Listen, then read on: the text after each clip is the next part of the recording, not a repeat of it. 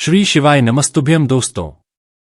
पूज्य गुरु जी ने अभी अपनी कल की शिव महापुराण की कथा 14 जून 2025 शुक्रवार तृतीया तिथि के दिन किया जाने वाला 3 तुलसी पत्ते का एक ऐसा विशेष उपाय बताया है जो उन्होंने आज तक अपनी किसी भी कथा में नहीं बताया है। पूज्य गुरु जी ने कहा कि जब आपके हाथ तंग चल रहे हो, जब रुपए पैसे कहीं से प्राप्त ही न हो पा रहे हो, जीवन में चारों तरफ से सिर्फ और सिर्फ परेशानियां आ गई हो, उनसे बाहर निकलने का कोई रास्ता न दिखाई दे रहा हो, तो 14 जून 2025 शुक्रवार तृतीया तिथि के दिन कर लेना 3 तुलसी पत्ते वाला यह उपाय। होगी हर मनोकामना पूरी, मिलेगी सभी दोषों से मुक्ति, इतना धन आएगा कि संभाले नहीं संभलेगा। माता लक्ष्मी जी और महादेव जी के आशीर्वाद से पूरे साल धन बरसता रहेगा। दोस्तों, जैसा कि आप सभी लोग जानते हैं कि 14 जून 2025 यानी शुक्रवार को पड़ रही है आषाढ़ महीने की तृतीया तिथि। और दोस्तों, यह वह तिथि है जो आषाढ़ महीने में पड़ने वाली सबसे बड़ी और आषाढ़ महीने की तृतीया तिथि है, क्योंकि यह शुक्रवार के दिन पड़ रही है और हमारे हिंदू धर्म में इसका बहुत ही बड़ा और विशेष महत्व होता है। पूज्य गुरु जी ने कहा है कि कभी भी मौका लग जाए और आषाढ़ महीने की तृतीया तिथि थी शुक्रवार को पड़ जाए तो आप लोगों को सिर्फ और सिर्फ 3 तुलसी पत्ते वाला उपाय तो अवश्य ही करना चाहिए, क्योंकि इन दोनों तिथियों का संयोग बहुत ही कम आता है। इसी के साथ दोस्तों, गुरुजी ने कहा है कि जब भी आषाढ़ महीने की तृतीया तिथि पड़े तो आप लोगों को सिर्फ और सिर्फ तुलसी वाला उपाय तो अवश्य करना चाहिए। ये उपाय इतना खास है कि अगर आपने सही मुहूर्त पर सही क्रिया अनुसार 3 तुलसी के पत्ते वाला उपाय कर लिया, जो प्राचीन काल के समय का महा उपाय है, तो मान के चलिए दोस्तों, महादेव जी के आशीर्वाद से आपके जीवन का कितना ही बड़ा दुख हो उससे आपको मुक्ति मिल जाएगी। आपकी कोई भी मनोकामना हो, मान लीजिए आप नौकरी की तैयारी कर रहे थे तो आपकी नौकरी लग जाएगी, आपका बंद पड़ा व्यापार चल पड़ेगा। और दोस्तों, आप जिस बीमारी से आप बहुत दिनों से परेशान थे उस बीमारी से आपको मुक्ति मिल जाएगी। आपके जीवन में धन आना शुरू हो जाएगा। आपके जीवन में धन आने के नए नए रास्ते खुल जाएंगे और मान के चलिए दोस्तों, फिर आपको किसी भी प्रकार की परेशानी का सामना नहीं करना पड़ेगा। इसीलिए दोस्तों, 14 जून शुक्रवार तृतीया तिथि के दिन आप लोगों को इस वाले उपाय को जरूर कर लेना है। भले ही आपने पूरे साल भर इस उपाय को न किया हो, पर अगर आपने इस आषाढ़ महीने में पड़ने वाली तृतीया तिथि के दिन अगर इस वाले उपाय को कर लिया तो आपको इस उपाय को करने का वह फल मिलेगा जिसकी आपने कभी कल्पना भी नहीं करी होगी। इसीलिए आप लोग इस तुलसी वाले उपाय को एक बार जरूर कर लेना, ताकि आप लोगों के हाथ से यह मौका न जा सके और आपको इस उपाय को करने का फल मिल सके। दोस्तों, यह उपाय पंडित जी ने अपनी अभी की ही शिव महापुराण की कथा में बताया है, जो इस उपाय को आज हम आपको बहुत अच्छे से समझाने वाले हैं। इस वीडियो को देखने के बाद इस उपाय को समझने के लिए आपको कोई और वीडियो को देखने की जरूरत नहीं पड़ेगी। तो दोस्तों, इस उपाय को आपको कैसे करना है, कब करना है, कहां पर करना है और उपाय को करते समय आपको किन किन गलतियों को नहीं करना है और आपको किन किन बातों का ध्यान रखना है, यह सारी जानकारी हम आपको इस वीडियो में देंगे। तो चलिए भक्तों, उपायों को शुरू करते हैं। अगर आप भी चाहते हैं कि महादेव जी का आशीर्वाद आप पर सदैव बना रहे तो वीडियो को लाइक करें, चैनल को सब्सक्राइब करें और कमेंट बॉक्स में हर हर महादेव जरूर लिखें। और अपने फायदे के लिए, गरीबी दूर करने के लिए इस वीडियो को पूरा देख कर जाना। यदि आज आपने वीडियो को बीच बीच में से देखा, काट काट कर देखा, तो जीवन में आपको कभी सफलता हासिल भी नहीं होगी। देखिए दोस्तों, यह 14 जून शुक्रवार तृतीया तिथि का अध्ययन यह इतना खास होता है, इतना महत्वपूर्ण होता है। देखा गया है कभी कभी बड़े बड़े पूजा पाठ अनुष्ठान से जो मनोकामना पूर्ण नहीं होते, वह 14 जून शुक्रवार के दिन एक छोटे से उपाय करने से ही आपकी मनोकामना पूर्ण हो जाती है। अब हम समझते हैं इस वाले उपाय को हमें करना के समय है। इस 3 तुलसी पत्ते वाले उपाय को हमें आषाढ़ महीने के शुक्रवार के दिन करना के समय है। तो देखिए, इस उपाय को करने का जो समय है वह सुबह का समय है और शाम का समय भी है। अब देखिए, यहाँ पर हम मुख्य रूप से सुबह का समय नहीं बोलेंगे, क्योंकि 14 जून शुक्रवार तृतीया तिथि का दिन है और इस दिन प्रदोष काल के समय का बहुत महत्व होता है। बाकी अगर सुबह के समय भी करेंगे तो भी अच्छा होगा, उसमें कोई भी दिक्कत वाली बात नहीं है। तो चलिए जानते हैं इस विशेष उपाय के बारे में। लेकिन उससे पहले एक प्रार्थना, अगर आप इस चैनल पर नए हैं तो आप इस वीडियो को लाइक करें, चैनल को सब्सक्राइब करें और कमेंट बॉक्स में आप अपनी राशि या अपना नाम जरूर डाल दें, क्योंकि हम राशि से जुड़ा भाग्य भी बताते हैं और भाग्य में चल रही परेशानियों को दूर करने के लिए वह आसान से आसान उपाय भी बताते हैं। तो चलिए अब हम अपने सबसे पहले उपाय की बात कर लेते हैं। देखिए, आषाढ़ मास के दिनों में विशेषकर भगवान शिव और माता पार्वती और विष्णु भगवान का पूजन किया जाता है। अब साथ ही साथ तृतीया तिथि का दिन भी पड़ गया है, तो ऐसा समझ लीजिए आपके जीवन में धन भी आएगा, सुख भी आएगा, धन बढ़ेगा भी और साथ ही साथ आपके जीवन के सारे संकटों को भगवान शिव जी दूर कर देंगे। तो चलिए सबसे पहले बात कर लेते हैं सबसे पहले उपाय की, जो कि शुक्रवार वाले दिन आपको विशेष करना है।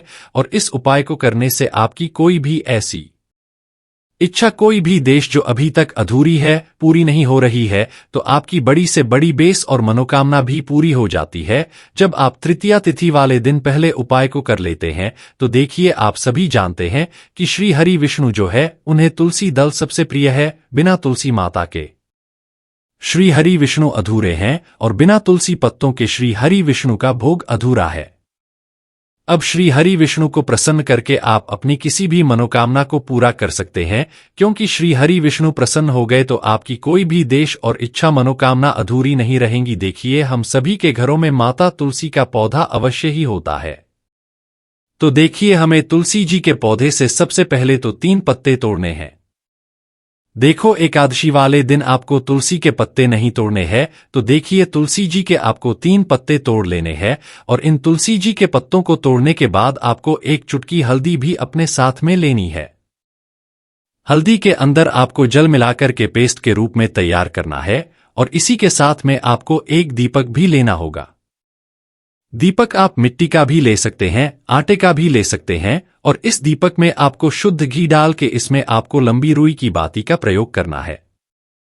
देखिए दोस्तों, आपके पास है 3 तुलसी जी के पत्ते हैं, तो पहला जो तुलसी जी का पत्ता है उस पर आपको सबसे पहले तो जो आपने हल्दी ली है उसकी बिंदी लगानी है। और पहला जो तुलसी जी का पत्ता है, आपके घर में भगवान विष्णु का चाहे कोई सा भी स्वरूप हो, चाहे लड्डू गोपाल जी का स्वरूप हो या फिर भगवान कृष्ण की आपके मंदिर में प्रतिमा हो या फिर भगवान श्री राम की प्रतिमाएं, उनके सामने आपको पहला तुलसी जी का पत्ता अर्पित करना है। अब देखिए दोस्तों, आपके पास जो 2 तुलसी जी के पत्ते हैं और आपके पास जो एक दीपक है, इन्हें आपको लेकर के पहुंचना है अपने ही घर में तुलसी जी के पौधे के पास में। देखिए, सबसे पहले तो आपके पास जो 2 तुलसी जी के पत्ते हैं उन पर भी आपको हल्दी की एक एक बिंदी लगानी है और उन दोनों ही तुलसी जी के पत्तों को आपको अपने घर में तुलसी जी के पौधे के वहां पर ही अर्पित कर देने हैं।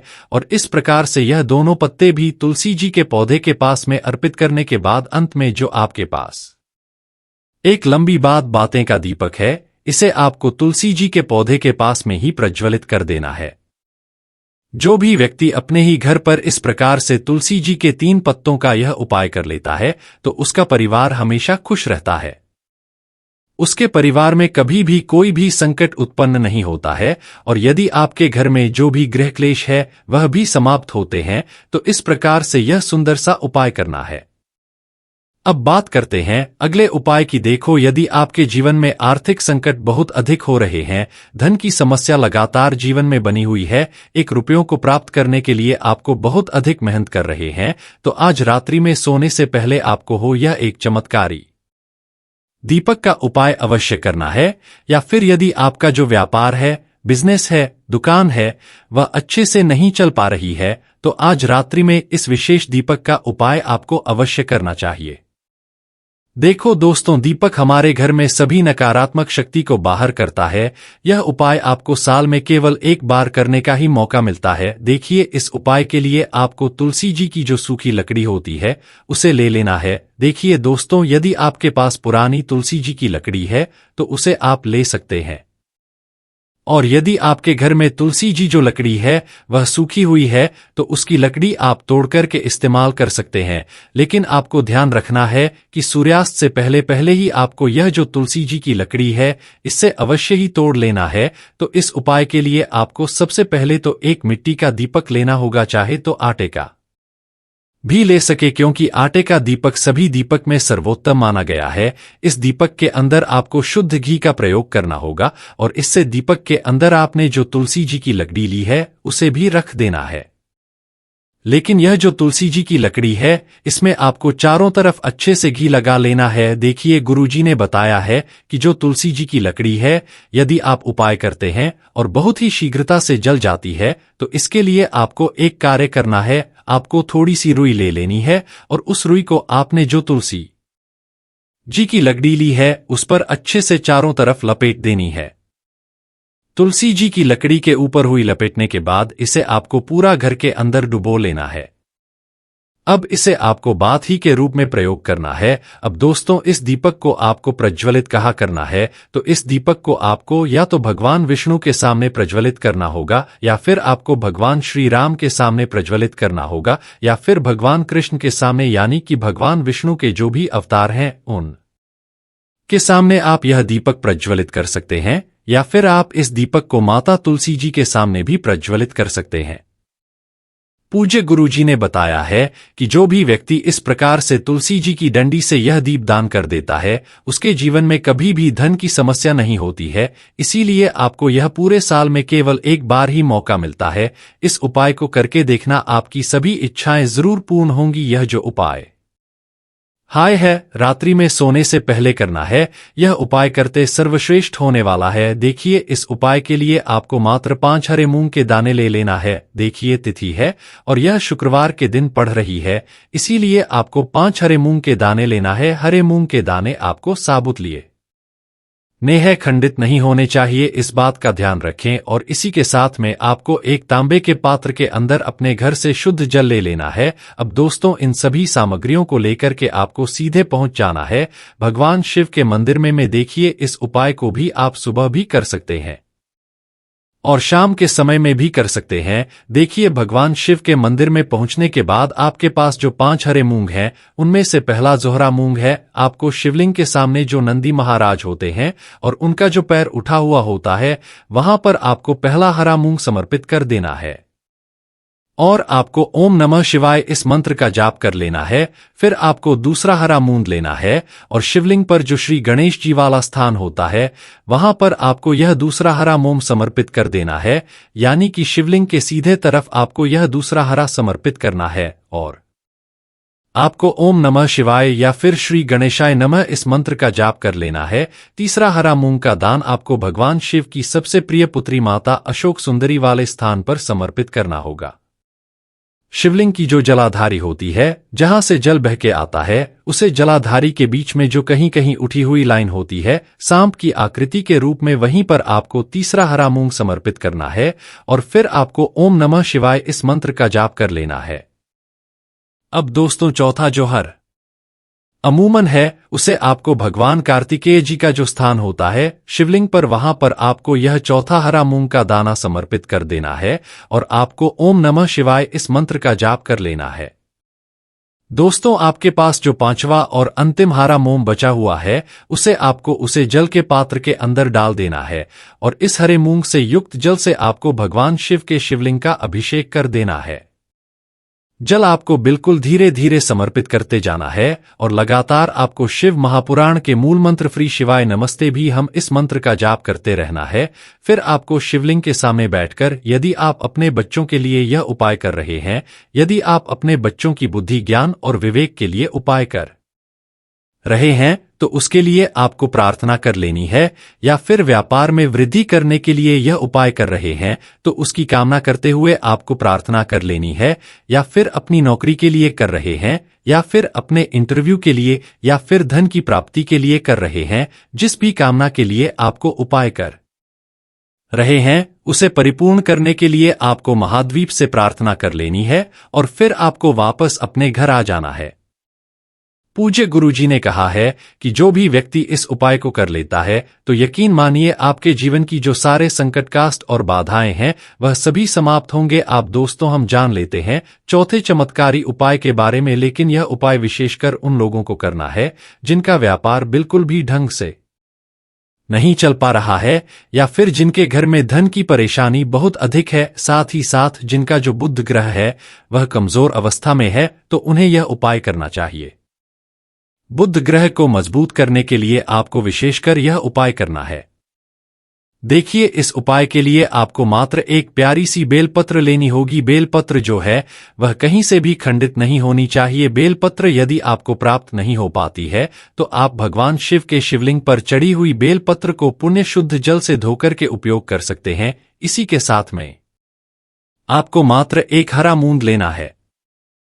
हरा मूंग भी आपको साबुत लेना है, खंडित नहीं होना चाहिए। और इसी के साथ में आपको एक तांबे के पात्र के अंदर शुद्ध जल लेना होगा। अब देखिए, यह तीनों सामग्री लेकर के आपको सीधे पहुंचना होगा भगवान शिव के मंदिर में। यह उपाय आप सुबह से लेकर के शाम तक किसी भी समय कर सकते हैं।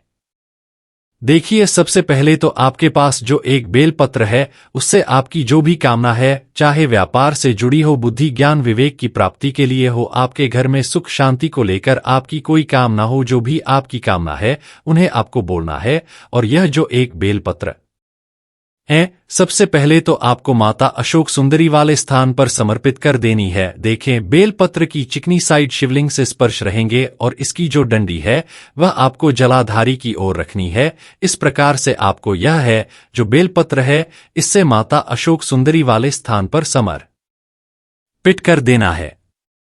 अब दोस्तों, आपके पास जो एक हरा मूंग का दाना है उससे आपको आपकी जो भी कामना है उसे बोलते हुए उस हरे मूंग दाने को आपको उसे जल पात्र के अंदर डाल देना है। अब दोस्तों, यह जो हराम युक्त जल है इसे आपको समर्पित करना है। आपकी जो भी कामना है, चाहे आपका जो व्यापार है वह अच्छे से नहीं चल पा रहा है, तो इस प्रकार से आपको कामना करनी है। और यह जो हरी मूंग से युक्त जल, इसमें से थोड़ा सा जल सबसे पहले तो आपको भगवान श्री गणेश जी वाला स्थान पर समर्पित करना है। फिर थोड़ा सा जल आपको माता अशोक सुंदरी वाले स्थान पर समर्पित करना है। और फिर जो अंत में थोड़ा सा जल और बचेगा उसे पूरा आपको भगवान शिव के शिवलिंग पर धीरे धीरे अर्पित कर देना है। श्री शिवाय नमस्ते ब्रह्म इस मंत्र का जाप करते हुए तो इस प्रकार से आपको थोड़ा थोड़ा अल समर्पित करना है। थोड़ा सा जल आपको भगवान गणेश जी वाले स्थान पर, फिर माता अशोक सुंदरी वाले स्थान पर, फिर अंत में भगवान शिव के शिवलिंग पर अर्पित कर देना है। आपकी जो भी समस्या होगी वह विघ्नहर्ता आपकी समस्या को समाप्त जरूर करेंगे। अब हम बात कर लेते हैं तीसरे उपाय की। के लिए आपको लेना है 11 चावल के दाने। गुरुजी ने कहा है चावल के दाने खंडित नहीं लेने हैं, बिल्कुल साबित होने चाहिए। उसके साथ में आपको लेना है एक बेलपत्र। बेलपत्र का भी एक नियम है, अगर आपके पास बेलपत्र नहीं है तो आप शिवलिंग से उठाकर उसको पुनः शुद्ध जल से धोकर इस्तेमाल कर सकते हैं। इस प्रकार आपको बेलपत्र लेना है। इसके बाद आपको एक लोटा जल लेना है। अब यह सब सामग्री लेकर आपको जाना है महादेव के मंदिर में। देखो, अब आपको उत्तर साइड में खड़े हो जाना है और सबसे पहले आपको एक बेलपत्र अपने हाथ पर और 11 चावल दाने रखकर शिवलिंग के ऊपर अपना नाम और गोत्र बोलते हुए समर्पित कर देना है। और ओम नमः शिवाय श्री शिवाय नमस्ते उद्यम का लगातार जाप करना है। अब आपको जो एक लोटा जल साथ में लेकर आए थे उसे धीरे धीरे बेलपत्र और चावल दाले के ठीक ऊपर आपको समर्पित करते जाना है और शिव पुराण के मूल मंत्र श्री शिवाय नमस्ते उद्यम का 11 बार जाप करना है और अपनी मनोकामना बोलते जाना है। देखो, बस छोटा सा उपाय करना है, देखना एक दिन आपके सब काम बनने लग जाएंगे। गुरुजी का बहुत ही विशेष उपाय है। चलते हैं तीसरे उपाय की तरफ। आपको लेना है एक गोल बाती का दीपक। आप चाहे तो मिट्टी का ले सकते हैं या फिर घर से शुद्ध आटा मानकर उसका दीपक आप तैयार कर सकते हैं। इसके बाद आपको लेना है शुद्ध गाय का घी। अगर वह नहीं है तो कोई भी देसी घी इस्तेमाल कर सकते हैं जिससे आपको दीपक प्रज्वलित करना है। देखो, अब यह सब सामग्री लेकर आपको जाना है प्रदोष काल में आपके घर पर तुलसी जी के घेरे के पास में। देखो, यह उपाय तो आपको अवश्य करना है। देखो, वहां पहुंच सबसे पहले वह दीपक आपको प्रज्वलित कर देना है और ओम नमो भगवते वासुदेवाय नमः का 11 बार जाप करना है। उसके बाद आपको अपने सीधे हाथ में थोड़ी हल्दी लेकर उस दीपक में अपना नाम और गोत्र बोलते हुए डाल देना है। उसके बाद माता लक्ष्मी से आपको प्रार्थना करना है कि हे महालक्ष्मी, हमारी सभी दुख तकलीफों को दूर करो। हे महादेव, हमारे सब दुख कष्टों को खत्म करो। इस भावना से आपको यह उपाय करना है।